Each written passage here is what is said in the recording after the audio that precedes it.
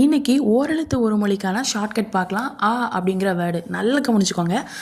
அப்படின்னா என்னது? பசுன்னு சொல்லி நமக்கு தெரியும், எல்லாத்துக்குமே தெரியும். அப்படின்னா என்னது? பசு. ஓகே, பசுவை பார்த்த உடனே நமக்கு எப்படி இருக்குமா? வியப்பாக இருக்குது. என்னமா இருக்குது அப்படின்னு சொல்லி வியப்பாக இருக்குமா? ஓகேங்களா? அது மட்டும் இல்லாமல் பசுவை பார்த்தோன்னே என்ன பண்ணால் இரக்கம். பார்த்தோன்னே எரும மாடை பார்த்தா கூட நமக்கு இறக்கம் இருக்காது.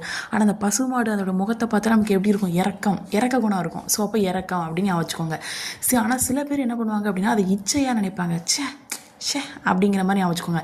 இச்சே அப்படின்னு சொல்கிற மாதிரி வச்சுக்கோங்க. ஓகேங்களா? இப்போ நமக்கு ஒரு ஆன்மா இருக்கிற மாதிரி அதுக்கும் ஒரு ஆன்மா இருக்குது அப்படின்னு வச்சுக்கோங்க. அப்போ அந்த பசுவை பற்றி தான் எல்லா கதையும் வருதுன்னு சொல்லி ஈஸியாக ஷார்ட்கட்டாக வச்சுக்கோங்க. ஓகேங்களா? அது மட்டும் இல்லாமல் அந்த பசுவை வந்து ஒரு இதில் வந்து கெட்டி வச்சுருப்பாங்க.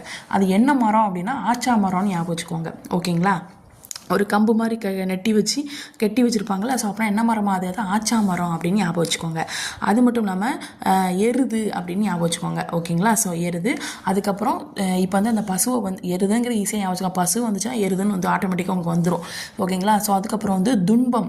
இது எப்படி வச்சுக்கலாம் அப்படின்னா ஏதாவது பசு இருக்கிற வீடு வந்து கண்டிப்பாக துன்பமே இருக்காது. சொல்ல நிறைய பேர் பார்த்துருப்பீங்க. இப்போ எல்லார் வீட்லேயும் மாடு அதிகமாக இருக்கும். ஸோ அப்போ அவங்க வீட்டில் செல்வம் அதிகமாக இருக்கும்னு சொல்லுவாங்க. ஸோ அப்போ துன்பமே இருக்காது. பெற்றோம்னா பசுன்னு உங்களுக்கு தெரியும். ஓகேங்களா? ஸோ அதனால் அது சொல்லலை.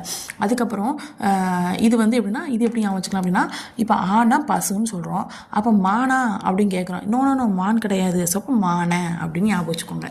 ஓகேங்களா? ஸோ நெக்ஸ்ட் வந்து இது வந்து ஒரு பலவீன்பால் எதிர்மறை வினைமுற்று விகுதி அப்படின்னு சொல்கிறாங்க.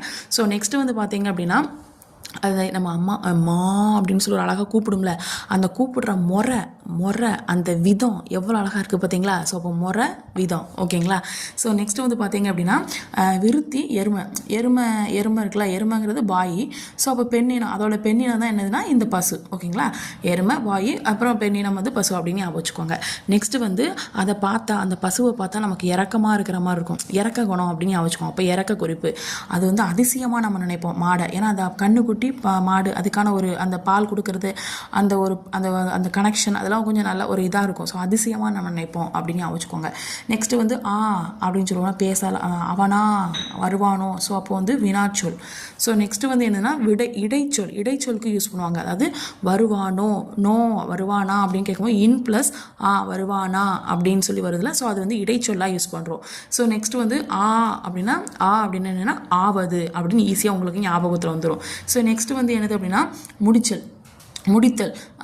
அப்படின்னு சொல்லி ஒரு விஷயத்தை முடிச்சிட்டியா அப்படின்னு சொல்லி ஒருத்தங்க கேட்குறாங்கன்னு வச்சுக்கோங்க. முடிச்சிட்டேன் அப்படின்னு சொல்லுவாங்க. ஸோ அப்போ முடித்தல். ஓகேங்களா?